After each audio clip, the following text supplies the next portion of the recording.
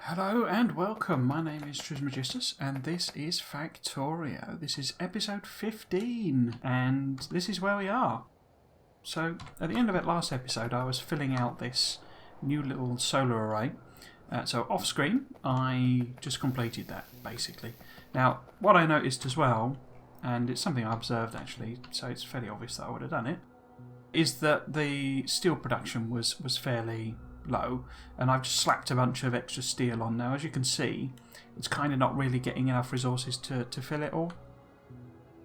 That's kind of as expected really, but I noticed it was backed up essentially. So this is the other thing that's happening. We're getting a few biter attacks coming in.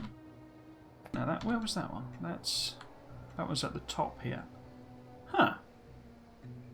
That was there, wasn't it? I wonder why they didn't go for that. Yeah, so now that we've got the tank, what I'll probably do is a bit of clearance, basically. Because one thing I do want to do is I want to go over here and sort of expand this up a bit more so I can properly see what's going on along the edges. The other thing we could do this episode is set up this uranium, but I suspect that all of this episode will actually be combat, because I want to push these guys back. I want to set up some sort of further out radar posts and things like that. Because the other thing I noticed is that we've sort of used up the edge of this thing. So we've got all this, well, it's not really a buffer, but all this extra stuff going on here. But I do want to sort of max out on this coal, because I don't want to have to go and find a new coal patch, and I don't want to run out.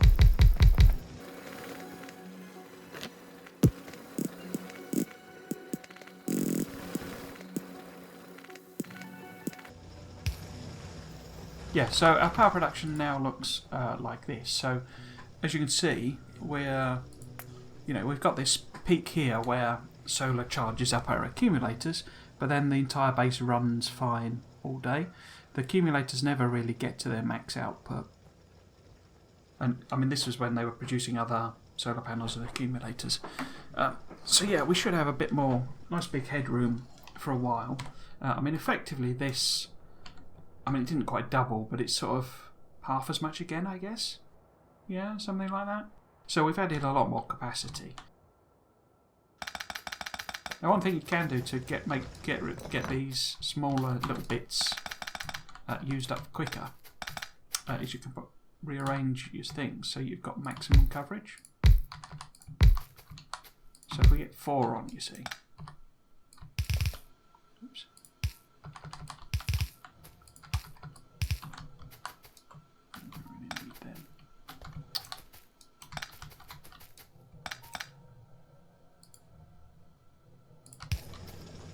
Then it'll eat through it in no time, basically. We should really be adding more labs, because we've been doing the lab research speed, which is obviously useful, but 8 labs is not a lot, really. And we're getting the whole freebie thing, of that occasional extra little boost of research. Not a lot, but as I've said before, every little helps, really. The tank, then, has a bigger... Is it a bigger one? Yeah, it's a bigger fuel capacity, which is why I've ordered 100. And has all these different ammos. So what we can do is we can put flamethrower ammo in it. It's got a flame turret on the front. Cool. There's more trash slots. That's useful. But leave that now. So we've now got a second row, and I can get, what can I get rid of? Ammo I can fill up there. Unfortunately, stuff in its trunk it won't auto-fill.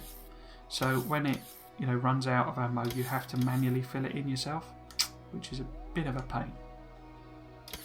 You also have this cannon. We've not made any cannon shells. You need explosives, as you can see. I don't tend to use the cannon shells. The range on them isn't sufficient really to justify it. It does fire things a good distance, but it's not sort of far enough away that you have a huge standoff advantage. And you sort of just with the tank we can actually drive over nests quite efficiently. So we can literally just drive through the enemy bases, and it costs us nothing. Basically, a bit of a repair pack maybe. So let us tank. So what you do with the tank, you get now multiple slots of types of stuff. types of weapons, and it's just tab to switch between them again. Because we've got no cannon chairs, it won't select that. But one of the best things about the tank is that it can just drive through trees and rocks. Yeah, so it does slow us down. Can I find a rock? Where's a good rock for me to hit? But with trees it slows us down. Oh, we've hit cliff, I think. Yeah, it does slow us down slightly, but it's only slight. Let's see if there's some rocks over there. Is that a proper rock, or is that decorative? Oh, bugger. Well, this is something you have to really watch out for. And that has damaged us, but we can't repair ourselves when we're in the tank. We have to get out. So is this a... That's a proper rock, so I'll try hitting that and show you the effect. Bosh! So you see we basically just slowed down a little bit. And that's why I prefer it to the car when going out and doing this sort of stuff. So where should we start? We had a few attacks down here, didn't we? So let's just start over here. Gotta watch out for trains. When I'm watching out for trains, I'm watching the map and I'm looking for the actual engine where it is. You shouldn't... I mean, you can watch on the thing, and particularly at this stage, because they're not very quick. It's got a lot of worms here. I want to show you the flame. So the flame turret is a different sort of flame turret compared to the manual one, in that it's like a gout of flame without that, that puddle of Prometheus type stuff. Or napalm, really, I suppose it is. But it does just melt through the worms. It does have... There's a slight slowness to the turret in that it has to... It fires at where your cursor is. So it has to rotate round. So that can sort of fool you slightly. Oh, you have to be a little careful of that as well, because your own vehicle can run you over.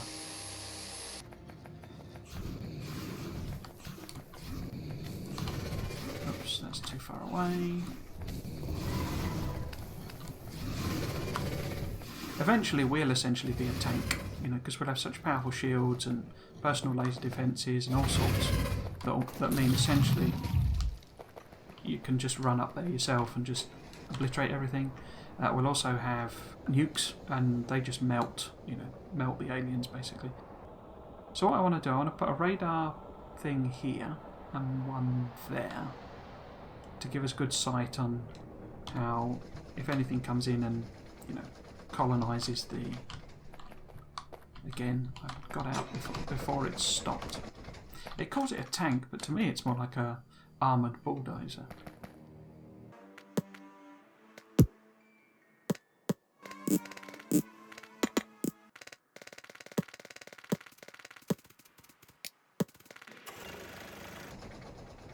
Because of its slower sort of acceleration, although that does, it gets quicker to accelerate with better fuel, as I've discussed. But because of its slower acceleration, I actually find it easier to drive as well, the tank.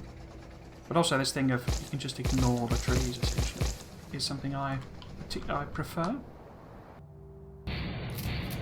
So if I plop another radar turret, another radar. And some turrets. Oh, we're getting an attack where?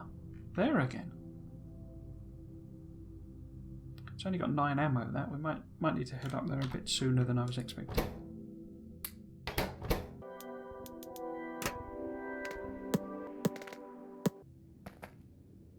So that gives us a bit of sight over there. So where do I want to put this? If I put this radar here... Yeah, put it here. What's the evolution on? 0.5, crikey.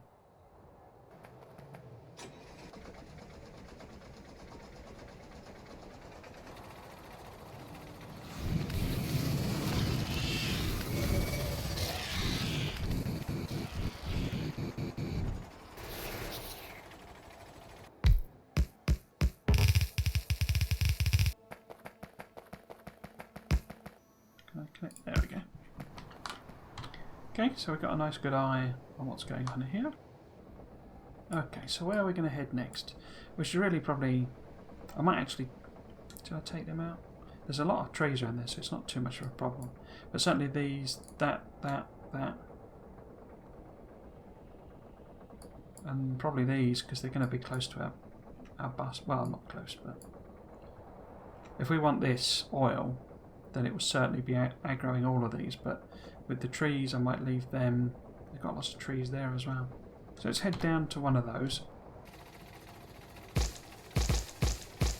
So let's just flatten this, and you, and get rid of your bitery friends. Should I take out that? No, I don't really need to. Actually, might as well. It's just one nest. What harm can it do? Oh, I think we've got a... Is that a large spitter? No, that's a medium spitter, biter.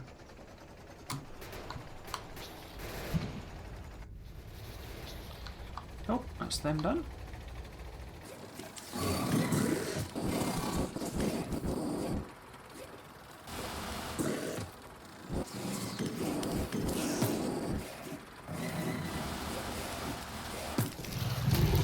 Because of the different type of flame turrets, it's like a lot simpler to use them on trees. It just melts them rather than with the handheld flamethrower, because it uses napalm. It actually sets the trees on fire and you get a forest fire. Whereas with this flame turret, it's just like a jet of flame, and it doesn't set the trees on fire as such. It just melts them. Boop.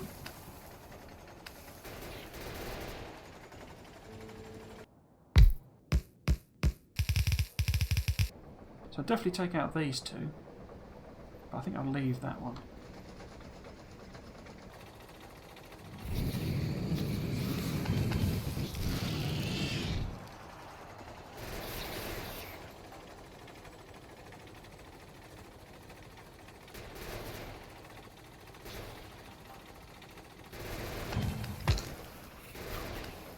What I might do, I might just put down a little turrety backstop.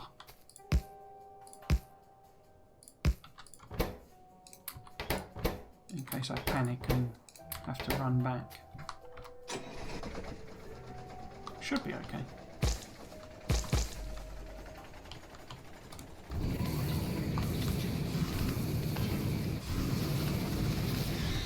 I'll just do it in little steps, basically, I think.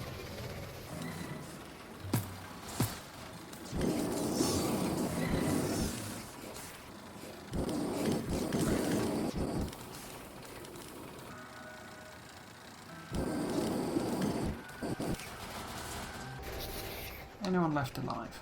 No. Cool. Where's... Oh, it's a bunch of... Okay. Bunch of worms in the trees. They're coming out of the goddamn trees.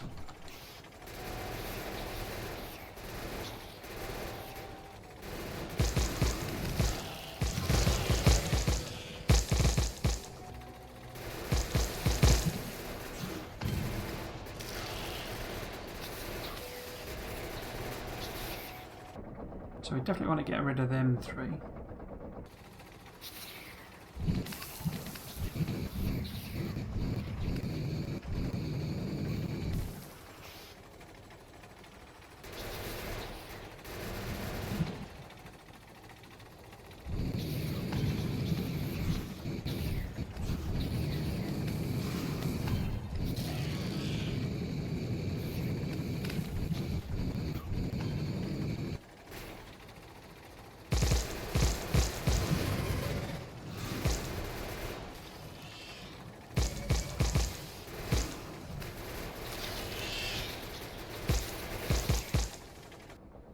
I'm tempted to do like a take out all of these and put some radars, sort of one there,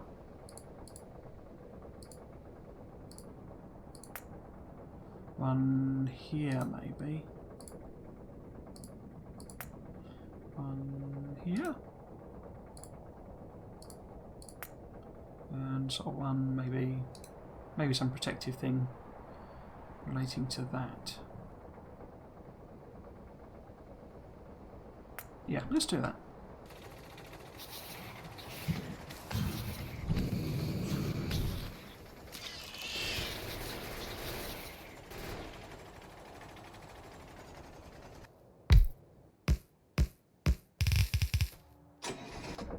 So, this could be quite tricky, because it is very dense.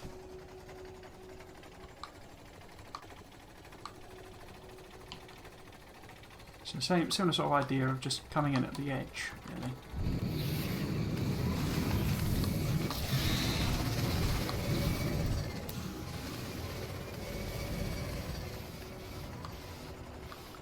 And we'll use... I should have put some turrets down, actually.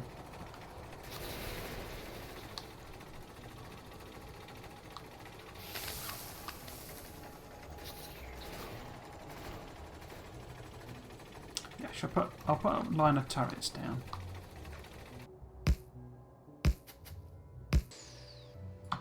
So just sort of rinse and repeat, really.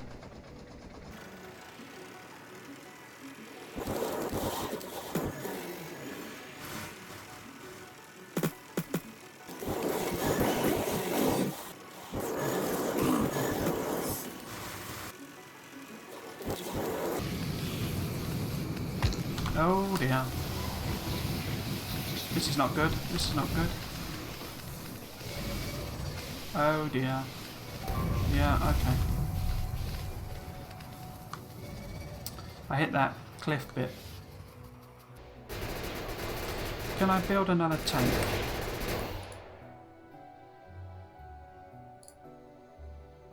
No, because I don't have enough steel.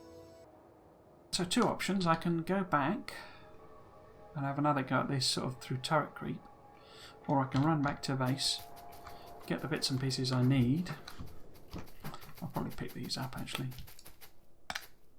They're a bit far away. Get the bits and pieces I need to make a new tank and have another go.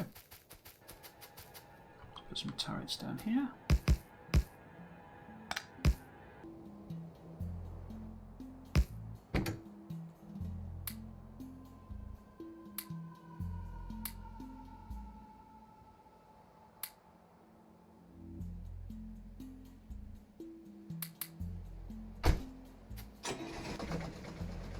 Okay, time for some revenge.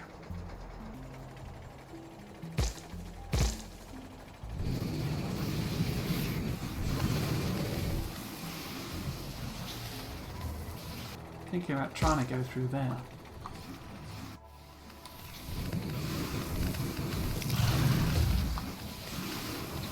I think, are there some medium or big worms in here? We seem to be taking a lot of acid damage.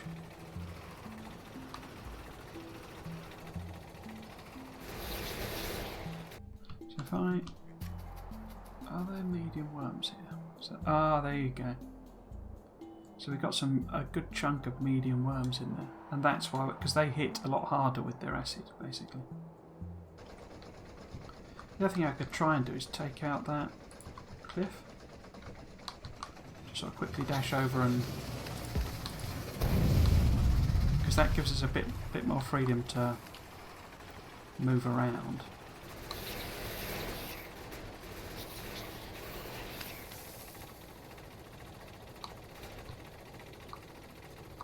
So again, I'll just try and whittle off the edge.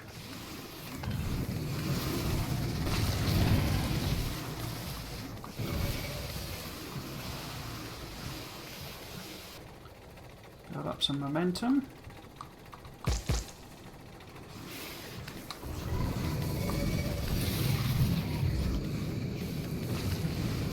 This is risky. Doubling back. Seems to have paid off though.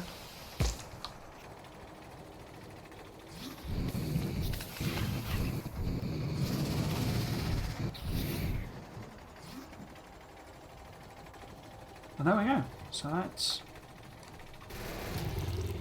that area finally cleared out and our revenge taken. Our revenge for our poor little tanky tank. Might as well just take these out.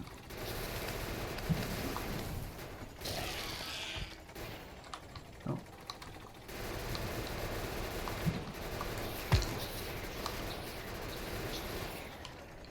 Okay, so next time we need to finish the job, and we'll probably tap uranium as well. Anyway, so we'll call that an episode there. If you've been watching and you've enjoyed it, I hope you might consider coming back for another one. I've been Trismegistus. This has been Factorio. Thanks for watching. Cheers.